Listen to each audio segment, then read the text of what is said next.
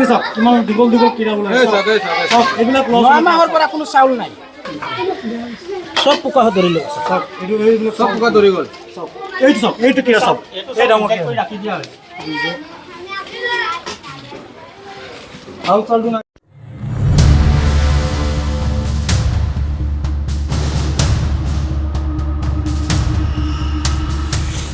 পোকাটো মানে কি যিখিনি অলপ পোকে ধৰিছে আমাৰ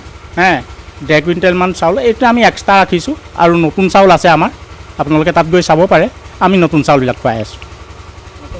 এইটো মিছা অভিযোগ দিছে আমি পুৰণা চাউল খুৱাইছোঁ বুলি এইটো আপোনাৰ খামলত থকা তলত পৰি গৈছিল এই চাউলবিলাক অলপ নষ্ট হৈ গৈছিল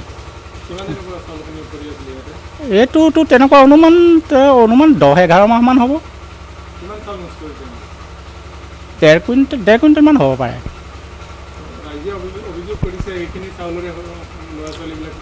নহয় এইটো মিছা কথা চাওক ছাৰ এই যে কিলা লগাটো আপোনালোকৰ সন্মুখত বস্তাটো ঢালিছোঁ বা আৰু বস্তা আছে ঘৰত গতিকে এইবিলাক সন্দৰ্ভত ছাৰ আমি কি ক'ম যে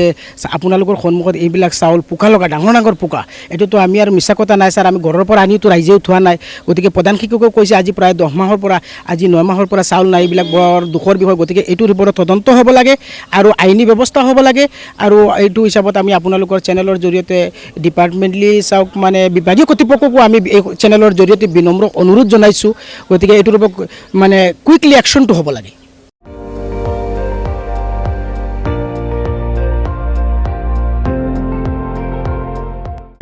আপুনি চাই আছে ND24